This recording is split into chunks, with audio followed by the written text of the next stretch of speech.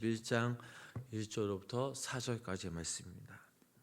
우리 한자우시 다 같이 우리 한 목소리로 함께 합독하겠습니다. 어떤 병자가 있으니 마음 베다니에 사는 나사로라. 이 마리아는 향유를 주께 붓고 머리털로 주의 발을 닦던 자요, 병든 나사로는 그의 오라버니이라. 이에 그 누이들이 예수께 사람을 보내어 이르되 주여 보시옵소서, 사랑하시는 자가 병들었나이다 하니, 예수께서 들으시고 이르시되 이 병은 죽을 병이 아니라 하나님의 영광을 위함이요 하나님의 아들이로 영광을 받게 하려 함이라 하시더라. 아멘.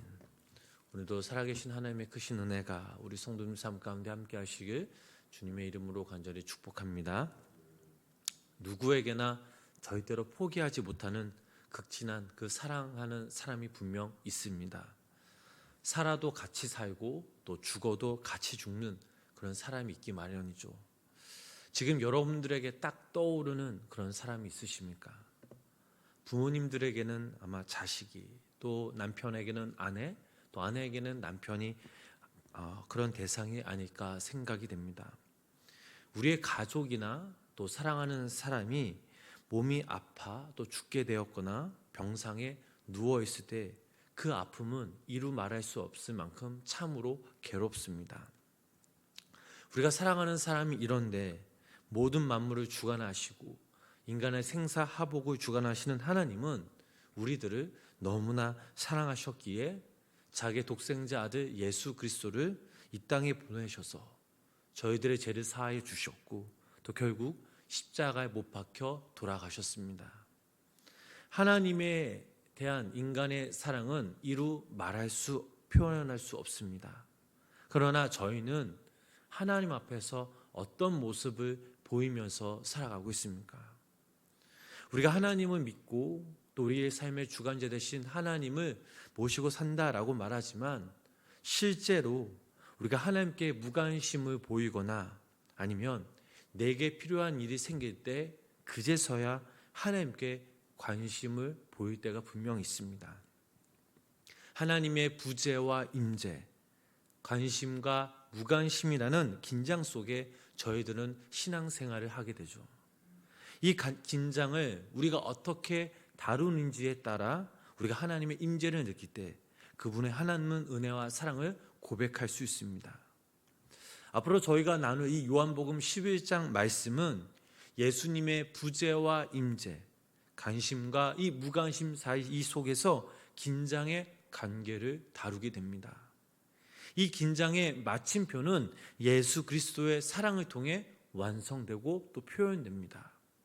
지난 시간 우리가 함께 나눴던 선한 목자이신 예수님의 사랑, 즉 희생적인 사랑을 우리가 함께 나눴습니다. 희생적인 사랑 안에는 고통과 슬픔 또 기쁨이 동반되지만 하지만 그 사랑 안에는 참된 생명, 영원한 생명과 영광으로 변화가 됩니다. 슬픔이라는 것이 우리의 현실이지만 그러나 그 와중에도 저희를 붙들고 지탱해 주는 그 사랑으로 인해 영원한 생명과 그 소망이 저희에게 있음을 본문은 말해 주었습니다. 요한복음 9장과 10장 말씀에서는 맹인을 고치셨던 예수님이 자신을 스스로 세상의 빛이라고 말씀하셨습니다. 그리고 양들에게 기꺼이 자신의 생명을 내어주는 선한 목자로 소개되어 있습니다. 그런데 세상의 빛, 이 생명이신 예수님에 대한 설명이 11장, 12장 말씀에서도 계속 이어지고 있습니다. 요한복음 9절을 보면 예수님의 공적인 사역은 사실상 10장에서 마무리되었습니다. 11장, 12장은 예수님의 마지막 사명, 즉 13장부터 21장의 배경 역할을 합니다. 다 그렇다면 이 마지막 사명이 무엇입니까? 바로 십자가의 죽음을 통해 하나님이 사랑하시는 인간들을 살리시고 구원하시는 것입니다. 오늘부터 저희들이 함께 나눌 이 11장 말씀은 예수님이 나사로를 죽음에서 살리신 이 표적을 기록하고 있습니다. 이 표적은 요한복음의 7번째 표적입니다. 이 표적으로 인해 그리스도에게 죽음을 이기실 능력이 있다는 그 사실을 결정적인 보여주는 증거이기도 합니다. 그러므로 11장은 예수님께서 자신의 죽음을 정복하고 부활할 것을 미리 암시해 주는 예고편이기도 합니다. 9장에서는 날 때부터 맹인이었던 이 자가 작은 예수의 역할을 했는데 11장 이 말씀에서는 나사로가 작은 예수 역할을 하고 있습니다. 나사로의 죽음과 다시 살아남, 그리고 그의 궁극적인 부활을 가능하게 한 것이 무엇인지에 대한 대답을 이 말씀에서 암시하고 있습니다. 공간복음서와 요한복음서의 차이가 있다면 공간복음서에서는 성전 청결 사건 때문에 종교 지도자들이 이 예수님을 보고 죽일 결심을 하였지만 요한복음에서는 죽은 나사로를 살리신 이 사건이 결정적인 계기가 되었습니다. 그렇다면 오늘 다시 한번 우리 본문 1절로부터 3절 말씀을 우리 다시 한번 우리 함께 읽어보도록 하겠습니다. 어떤 병자가 있으니 이는 마리아와 그 자매 마르다의 마을 베다니에 사는 나사로라. 이 마리아는 향유를 주께 붓고 머리털로 주의 발을 닦던 자요, 병든 나사로는 그의 오라버니이더라. 이에 그 누이들이 예수께 사람을 보내어 이르되 주여 보시옵소서, 사랑하시는 자가 병들었나이다 하니. 아멘. 자, 요한복음 저자는 이 11장을 새로운 이야기가 시작되는 것처럼 표현하고 있습니다. 공간적 배경, 등장인물들도 새롭게 제시되었습니다. 3명의 사람을 소개한 후에 2절부터는 한 사람에게 초점이 맞추어지고 있습니다. 어떤 사람에게 맞추어지고 있습니까?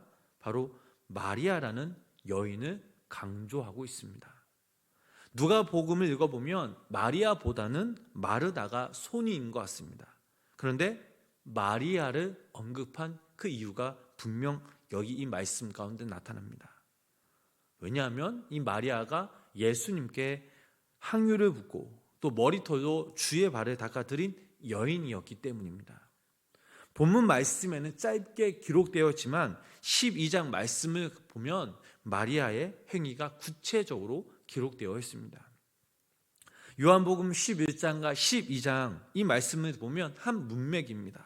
12장 말씀 보면 마리아의 이 행위가 예수님의 장례를 예비한 사건으로 우리는 칭찬을 받았음을 알 수 있습니다.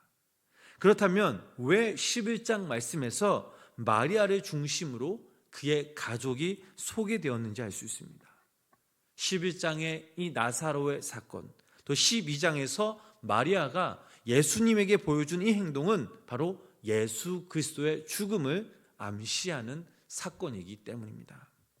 자, 1절 말씀을 보면 베단이라는 장소가 나옵니다. 이곳은 예루살렘에서 남동쪽으로 3km 떨어진 아주 작은 마을입니다.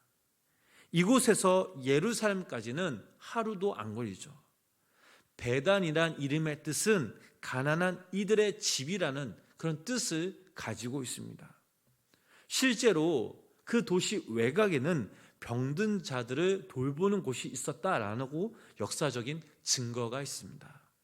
그렇다면 1절과 2절에서 나타난 가난한 이들의 집이라는 뜻의 마을에 한 병자가 있었는데 그 병자는 나사로고 또 그의 누이는 아주 값비싼 향유를 가난한 이들을 고치시고 생명을 주러 오신 예수님께 부어드렸다라는 것이 바로 소개되고 있습니다. 요한복음의 이 저자는 이 두 절 안에 깊은 뜻을 나타내고 있습니다. 나사로가 병들었다고만 생각하지 말고 예수님이 돌아가시는 이 사건과 관련해서 생각하라는 뜻을 암시해 주고 있습니다. 본문 말씀을 읽어보면 마리아와 마르다에게는 근심이 있었습니다. 하나밖에 없는 오빠 이 나사로가 병들었다라는 것이죠. 어떤 병인지 어디가 아픈지는 알 수가 없습니다. 그러나 우연히 그들은 예수님이 그리 멀지 않은 곳에서 세례를 베풀고 계신다라는 그런 소식을 들었습니다. 그래서 예수님께 사람을 보내게 됩니다. 그냥 보내는 것이 아니라 이런 말을 전해달라고 합니다. 주여 보시옵소서, 사랑하시는 자가 병들었나이다 라고 부탁을 하죠. 예수님께 직접 부탁할 수 있었지만 사실 그 안에는 만약 예수님이 유대 땅에 오시면 예수님의 신변이 큰 위협이 있을 거라는 것을 알고 있었기에 이렇게 전해달라고만 하였습니다. 또한 이 자매들은 예수님이 말씀만으로 나사로를 고칠 수 있다는 이 믿음, 혹은 오실 필요 없이 말씀 한마디로 고쳐달라고 부탁한지도 모릅니다. 백부장의 믿음을 한번 생각해 보시기 바랍니다. 백부장은 자기 부하가 병들었을 때, 죽게 되었을 때 예수님이 직접 찾아가 치유를 간청하였습니다. 그러면서 그저 한 말씀만 하시옵소서. 그러면 제 하인이 분명 나을 것입니다 라고 이 백부장은 고백합니다. 예수님은 이 백부장의 말을 듣고 그 믿음에 놀라워 하셨습니다. 백부장은 예수님의 능력을 온전히 믿었던 것이죠. 마리아와 이 마르다, 이 자매들도 백부장과 같은 믿음을 갖고 있었습니다.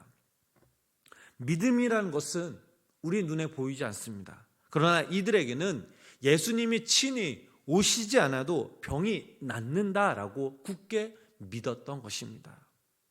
무엇보다 자매들은 지금 예수님이 나사로를 사랑하신다는 그 사실을 의심하지 않았습니다. 예수님의 변하지 않는 그 사랑을 확신했던 거죠. 누가 뭐라 해도 예수님의 이 사랑만큼은 진실되게 믿었던 것입니다. 예수님께서 나사로의 소식 그리고 두 자매의 부탁을 들었습니다. 그리고 예수님은 이렇게 대답하셨습니다. 우리 본문 4절 말씀 우리 함께 읽어보도록 하겠습니다.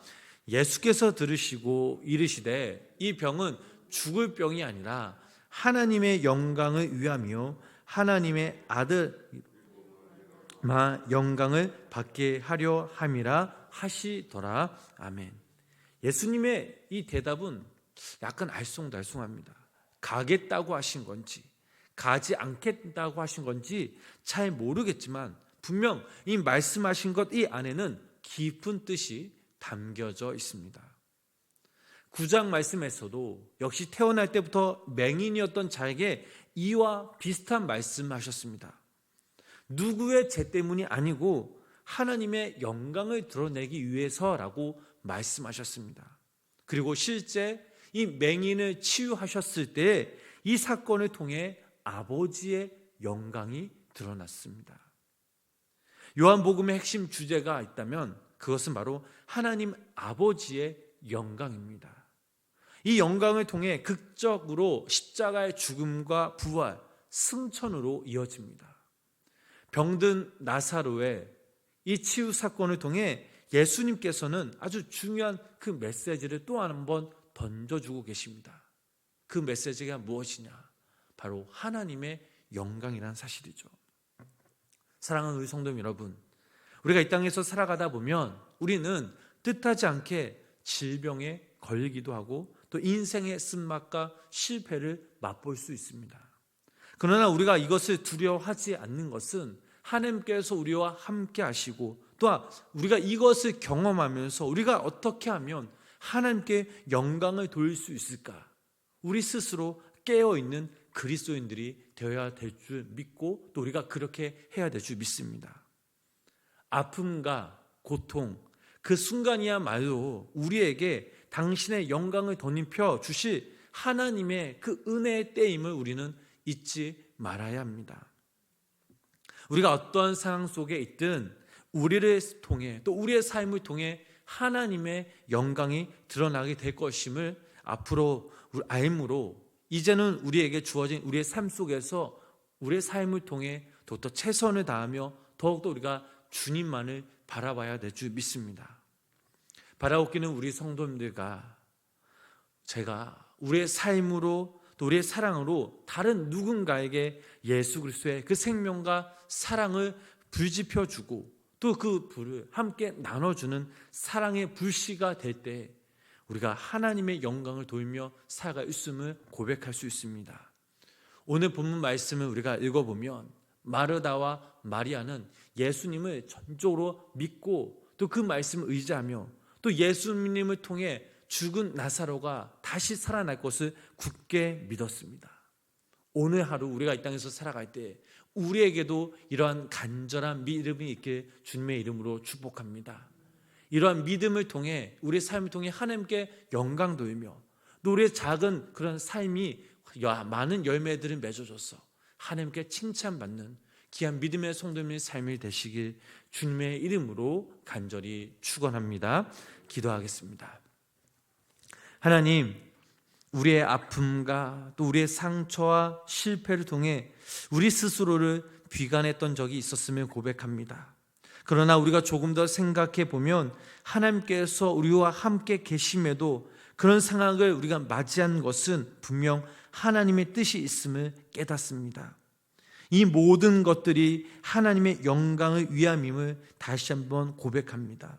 하나님, 이 땅에서 더욱더 우리가 주님을 바라보므로 우리 가운데 지혜의 말씀이 생명의 말씀이 살아나게 하시며 또 우리가 이 말씀 안에서 참 자유를 느끼며 우리의 삶을 통해 그 누군가에게 하나님의 마음과 사랑을 전하는 주님의 귀한 통로로 사용되게 하여 주시옵소서.